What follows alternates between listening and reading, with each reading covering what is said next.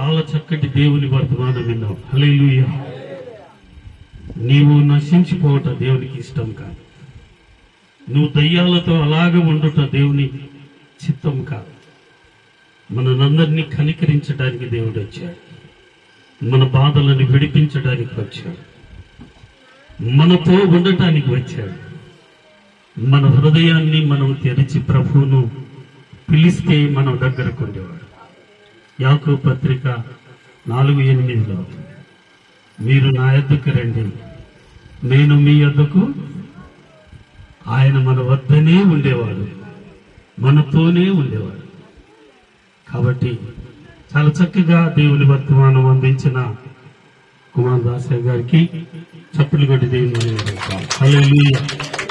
అదే రీతిగా మన మధ్యలో ఉన్న అయ్యగారు సాల్మన్ అయ్య గారు, ఆయన మనకు తెలుసు కదా, ఈ ప్రాంతానికి ఎన్నోసార్లు వచ్చారు, మనకు వాక్యాన్ని బలపరుస్తూ ఉంటారు. కాబట్టి అతను కూడా మన మధ్యలో ఉండట చాలా సంతోషము. ఆయన ఒక 15 నిమిషాలు మనతో దేవుని వాక్యాన్ని పంచుకుంటారు. ఎందుకంటే భోజనం టైం కూడా అయిపోయింది కదా, వినే ఆకర్షణ శక్తి కూడా పోయింది కదా.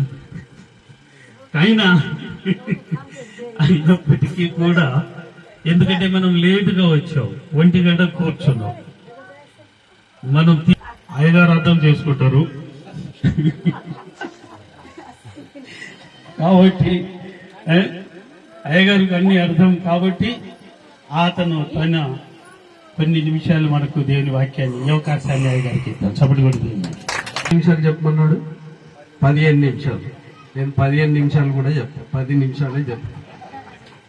ఎన్ని నిమిషాలు చెప్తా? 10 నిమిషాలు. శ్రద్ధగా వినండి. ఎందుకు శ్రద్ధగా వినాలంటే, డాక్టర్ దగ్గరికి వెళ్ళి తెచ్చుకున్న గోళీలు తీసుకొచ్చి గూట్లో పెడితే జ్వరం తక్కువ కాదు. జ్వరం ఎట్లా తక్కువ అవుతుంది? వేసుకుంటే తక్కువ అవుతుంది. ఓకేనా? మళ్ళీ మొబైల్ నంబర్ తెలుసు, ఫోన్లు తెలుసు, బ్యాంక్కి వెళ్ళి నోట్లు తెలిస్తే అన్ని తెలుస్తాయి. కానీ మా బైబిల్ మాట అంటే, సార్ నాకు అర్థం కాదు సార్ అంటారా లేదా? నీకు అన్ని వచ్చు. ఆడు కోమటోడు డబ్బులు తక్కువ ఇచ్చినా గానీ వాడితో కొట్లాడతావు, తక్కువ ఇచ్చినావు నువ్వు నాకు అని.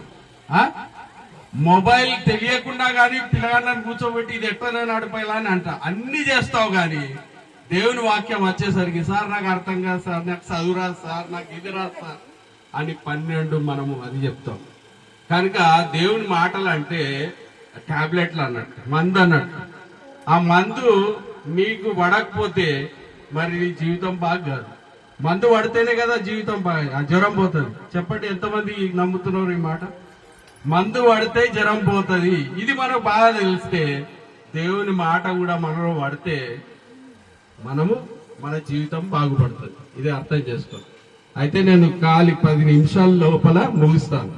అయితే 2 నిమిషాలు అయిపోయినాయి. చూడండి, మత్తయి సువార్త 2 మాటలు చదవండి. మత్తయి సువార్త 7వ అధ్యాయం, మత్తయి సువార్త 7వ అధ్యాయం 24వ వచనంలో ఏముంటదంటే, అక్కడ యేసు ప్రభు వారు ఒక సంగతి తెలుసున్నారు.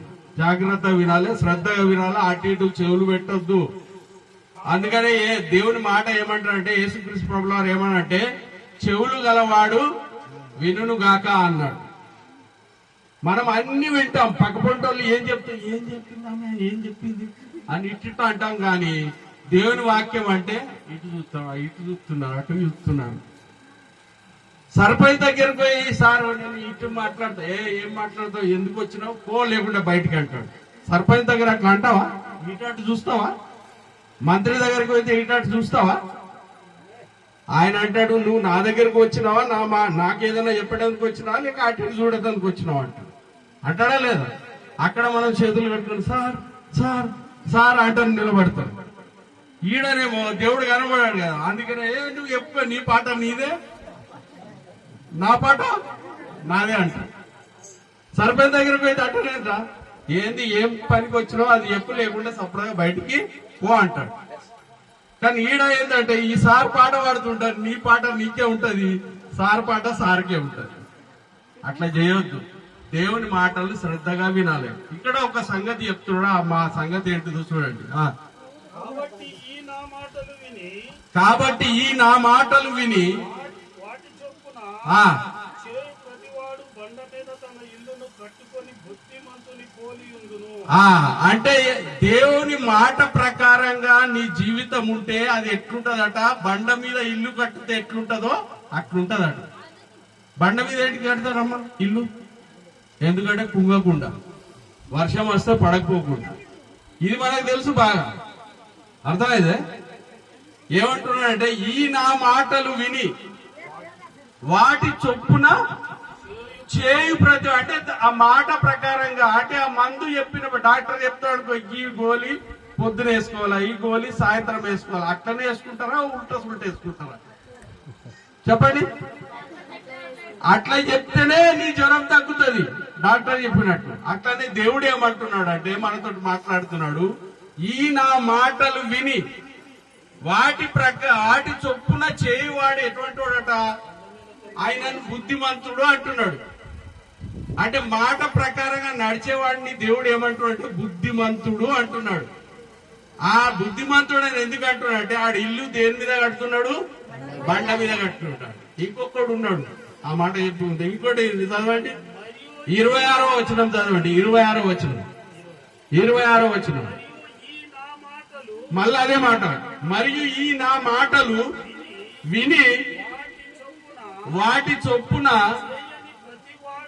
చేయని, అక్కడ ఏముండే చేయువాడు అంటే మాట ప్రకారంగా నడిచేవాడు, చేసేవాడు, ఆడు బుద్ధిమంతుడట. ఆడు ఇల్లు దేని మీద కట్టుకున్నాడట, బండ మీద కట్టుకున్నాడట. ఇప్పుడు ఈడు ఇంకోడు ఉన్నాడు చూడు, ఏం చేస్తున్నాడు,